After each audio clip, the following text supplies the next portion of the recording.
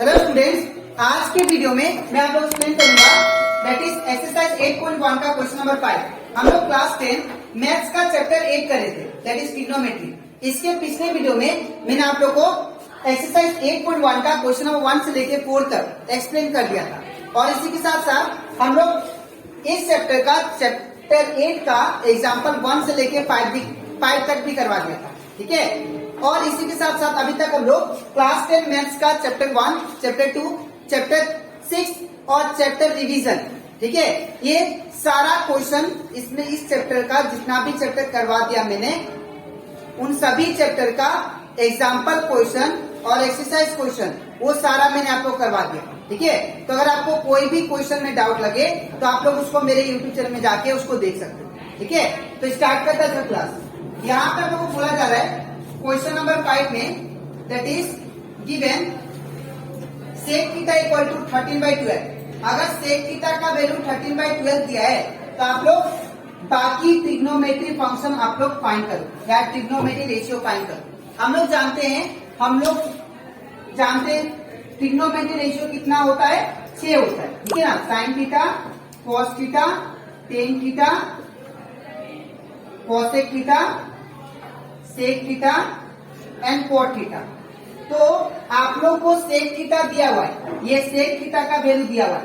बाकी कितना बचा ट्रिग्नोमेट्री रेशियो 1 2 3 4 5, ये 5 ट्रिग्नोमेट्री रेशियो आपको फाइंड करना है। ठीक है, तो कैसे करेंगे ध्यान से देखिए।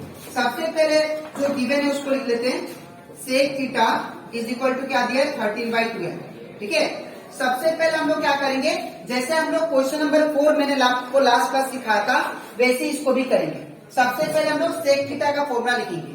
तो सेक थीटा का फॉर्मूला क्या होता है वो आप लोग यहाँ पे ट्रिक समझ लो। क्या होता है, पप्पू बोला पंडित हरी बोल। तो यहाँ पे सेक थीटा कहाँ पे है, ये रहा। ठीक है, तो इसका ये किसका नीचे, कॉस थीटा का नीचे सेक थीटा है, तो आप लोग को नीचे से लेना है दैट इज h बाई क्या हो जाएगा, h/b। ठीक है, तो दैट मीन्स यहाँ पे क्या होगा, h/b। अगर आपको 10 कॉट थीटा दिया होता तो कॉट थीटा का सपोज फॉर्मूला बनाना होता तो क्या लिखता हम लोग, b/p। ठीक है, तो यहाँ पे मैंने सेक थीटा चाहिए था मुझे तो h/b फॉर्मूला। ठीक है, अब इक्वल टू 13/12। अब हम लोग जानते हैं कि राइट एंगल ट्रायंगल में ये होता है हाइपोटेन्यूज, ये होता है परपेंडिकुलर, ये होता है बेस। ठीक है, तो यहाँ पे आपको हाइपोटेन्यूज 13 दिया है। ठीक है, हाइपोटेन्यूज 13 और बेस आपको 12 दिया है। बेस कितना, 12, लेकिन एक साइड नहीं दिया है, कौन सा, दैट इज परपेंडिकुलर, ये आपको फाइंड करना है। ठीक है, तो यहाँ पे लिख देते हैं एच का वैल्यू कितना, 13 और बी का वैल्यू कितना, 12 और पी का वैल्यू कितना, क्वेश्चन मार्क, ये आपको नहीं दिया। ठीक है, तो आप क्या करेंगे, अप्लाइंग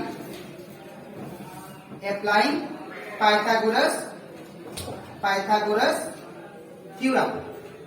तो पाइथागोरस थ्योरम के अकॉर्डिंग क्या था, that is h² equal to p² plus b²। ठीक है ना, तो यहाँ पे अगर देखो आप लोग ध्यान से, तो यहाँ पे h का वैल्यू क्या है, 13, तो इन प्लेस ऑफ h क्या लिखेंगे, 13 का स्क्वायर इक्वल टू, अब p का वैल्यू क्या है, देखिए p का वैल्यू नहीं दिया है तो p² सेम प्लस b का वैल्यू कितना दिया है, 12, तो यहाँ पे 12 का स्क्वायर। अब 13 का स्क्वायर कितना होता है, 169, बिकॉज 13 इंटू 13 कितना होता है, 169 इक्वल टू p का स्क्वायर p² प्लस 12 का स्क्वायर कितना, तो 12 इंटू 12 144। ठीक है, अब यहाँ पे करते इसको, तो यहाँ पे अगर देखा जाए तो यहाँ पे हम लोग को p का वैल्यू फाइंड करना है। ठीक है, तो आप लोग जो ये प्लस 144 है इसको मैं लेफ्ट साइड लेके आता हूँ, तो ये कितना होगा, 169 था 169, तो माइनस 144 इक्वल टू इस साइड क्या बचा, p²। ठीक है, अब 169 में से 144 किया तो ये हो जाएगा 25 इक्वल टू ये p² का p²। अब इसको उल्टा कर लेते हैं तो p² इक्वल टू कितना आ गया, 25। अब मुझे क्या चाहिए, p का वैल्यू, तो ये स्क्वायर को मुझे राइट साइड भेजना पड़ेगा।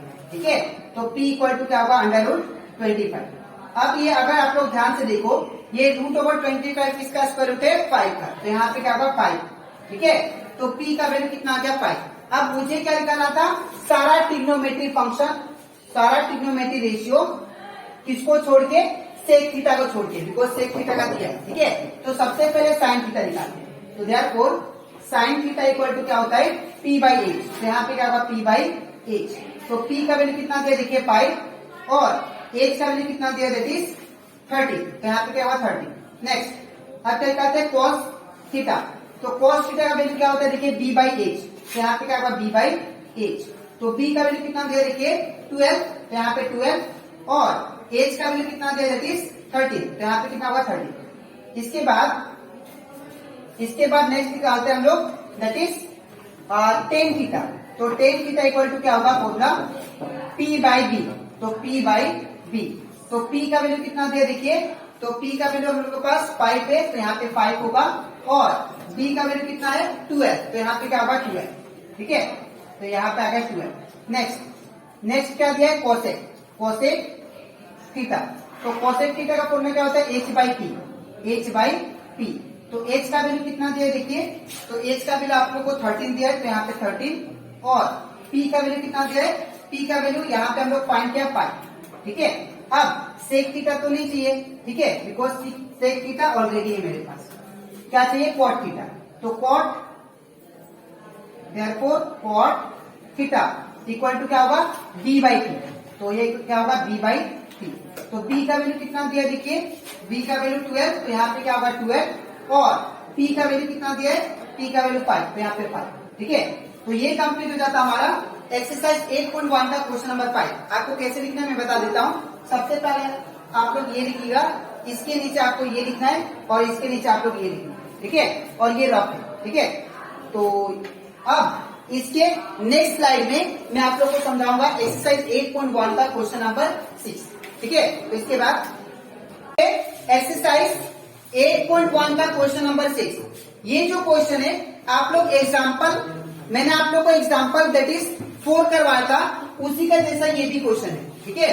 ये एक क्वेश्चन को कैसे करना है ध्यान से देखिए। सबसे पहले if angle A and angle B are acute angle, अगर एंगल ए और एंगल बी एक्यूट एंगल से, एक्यूट एंगल मतलब जो एंगल लेस देन 90 हो, एक ऐसा एंगल जो लेस देन 90 होता है उसे हम लोग क्या बोलते हैं एक्यूट एंगल, ठीक है।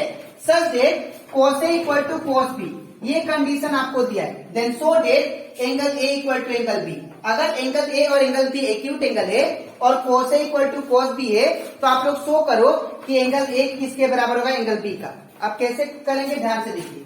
सबसे पहले गिवन क्या दिया आप लोग को, एंगल A और एंगल B क्या है, एक्यूट एंगल।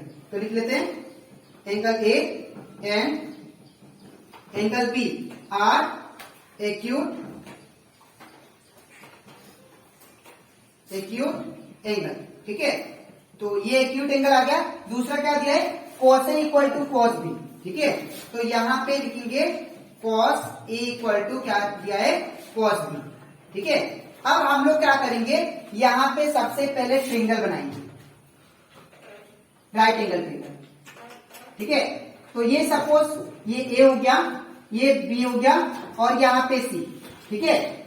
और यहाँ पे मैंने C क्यों दिया, बिकॉज यहाँ पे कंडीशन दिया था आप लोग को एंगल A और एंगल B जो होना चाहिए एक्यूट एंगल होना चाहिए। एक्यूट मतलब लेस देन 90। तो अगर आप लोग B को चाहे A को यहाँ पे रखते हो तो ये तो 90 डिग्री हो जाएगा, ठीक है। इसलिए मैंने A और B को यहाँ पे रखा क्योंकि ये क्या है 90 डिग्री से कम है, ठीक है।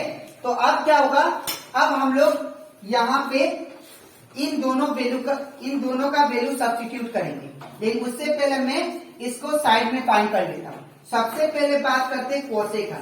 तो cos A, अब हम लोग जानते हैं फॉर्मूला के according that is sine theta cos theta tan theta that is cosec theta sec theta और कोट थीटा, ठीक है ना।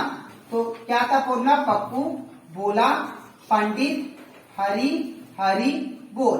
तो यहाँ पे मुझे क्या चाहिए cos A, ठीक है। तो cos का फॉर्मूला क्या है b बाई एच। तो यहाँ पे क्या लिखेंगे हम लोग, that is b by H. अब सवाल ये होता है कि कौन सा परपेंडिकुलर होगा, कौन सा बेस होगा, कौन सा हाइपोटेन्यूज, ठीक है, ये वाला ट्रायंगल में। तो हमेशा याद रखिएगा हाइपोटेन्यूज जो लॉन्गेस्ट साइड होता है वो होता है और ये हमेशा फिक्स होता है, कभी भी चेंज नहीं होता है, ठीक है। ठीक है। दूसरा बात, यहाँ पे एंगल कहाँ पे बन रहा है, ए पे। तो एंगल कहाँ पे बन रहा है, ए पे, यहाँ पे एंगल बन रहा है। तो अगर जहां पे एंगल बने, यहाँ पे अगर ए लिखा है तो कहाँ पे एंगल बन रहा है, ए पे। तो जहां पे एंगल बने उसका ऑपोजिट क्या होता है, हमेशा परपेंडिकुलर। तो ये क्या होगा, परपेंडिकुलर, और नीचे वाला क्या होगा, बेस। ठीक है। तो यहाँ पे बेस का वैल्यू कितना है, AC। तो यहाँ पे क्या लिखेंगे, AC। और एज का वैल्यू क्या है, देखिए, दैट इज AB। तो यहाँ पे क्या होगा, AB। ठीक है। अब नेक्स्ट, यहाँ पे अब मुझे क्या चाहिए, cos B का भी वैल्यू चाहिए। ठीक है। तो यहाँ पे देयरफॉर cos B। अब एंगल कहाँ पे बन रहा है, देखिए ध्यान से, B पे। B पे एंगल बन रहा है। तो अगर B पे एंगल बनेगा तो मैंने क्या सीखा कि जहां पे एंगल बनेगा उसका ऑपोजिट हमेशा आपको क्या लेना है, उसका जो ऑपोजिट हमेशा साइड परपेंडिकुलर लेना है। तो ये जो पहले बेस था, ठीक है, वो क्या बन जाएगा, परपेंडिकुलर, बिकॉज बी पे एंगल बन रहा है। ठीक है। ये परपेंडिकुलर, तो ये क्या हो जाएगा, बेस। ठीक है। तो कॉस का फॉर्मूला क्या होता है, बी बाई एच। तो बी अभी कौन सा हो गया हमारा, दैट इज BC। तो यहां पे क्या लिखेंगे, BC। ठीक है। और एच का वैल्यू कौन सा है, दैट इज AB। तो यहाँ पे क्या होगा, AB। ठीक है। अब ये दोनों वैल्यू को मैं सब्स्टिट्यूट करता हूं इसमें। ठीक है। तो यहाँ पे इसको मान लीजिए इक्वेशन 1, इसको मान लीजिए इक्वेशन 2। ठीक है। तो यहाँ पे अगर वैल्यू को रखे तो कितना आएगा, AC by AB, cos A की जगह पे AC बाई AB। ठीक है।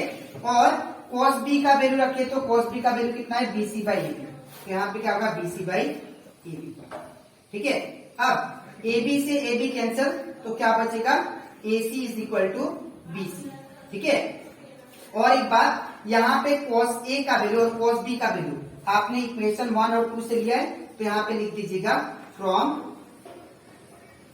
Equation 1 and 2। ठीक है। दूसरा बात, यहाँ पे AC बराबर क्या आ गया, BC। ठीक है। अब AC, अब हम लोग क्लास 9 का कंसेप्ट में जाते हैं कि अगर दो साइड, अगर ट्रायंगल में कोई दो साइड आपस में इक्वल होता है तो उसका ऑपोजिट एंगल भी क्या होता है, आपस में इक्वल होता है। ये था ट्रायंगल का कंसेप्ट क्लास 9 में, वही यूटिलाइज करेंगे हम लोग अभी। ठीक है। तो यहाँ पे अगर देखें आप लोग, AC साइड कौन सा है, AC साइड ये वाला है। तो इसका ऑपोजिट एंगल कौन सा है, ये वाला, B। ठीक है ना। तो यहाँ पे क्या होगा, AC की जगह पे क्या लिखेंगे, B। AC साइड का एकदम ऑपोजिट देखना है, कौन सा एंगल है, B। तो यहाँ पे एंगल B लिखेंगे, इक्वल टू। और BC साइड का, ये जो BC है साइड, ये वाला, इसका ऑपोजिट एंगल कौन सा बन रहा है, दैट इज A। तो यहाँ पे क्या लिखेंगे, एंगल A। ठीक है। तो ये हमारा प्रूफ हो गया, दैट इज एंगल A बराबर एंगल B। ठीक है, हैंस प्रूफ। बट यहाँ पे आप लोग रीजन लिख देना कि अगर दो साइड आपस में इक्वल होता है तो एंगल भी क्या होता है, इक्वल। दैट इज ये वाला, that is angle opposite to equal side are equal. ठीक है। इसका मतलब ये है कि अगर दो साइड आपस में इक्वल होते हैं तो उनका एंगल भी क्या होगा, ऑपोजिट एंगल भी क्या होगा, इक्वल होगा। ठीक है। तो आई होप आपको ये कंसेप्ट अच्छे से क्लियर हो गया होगा। ठीक है। तो यहां से हम लोग क्वेश्चन नंबर 6 भी कंप्लीट कर दिए। ठीक है।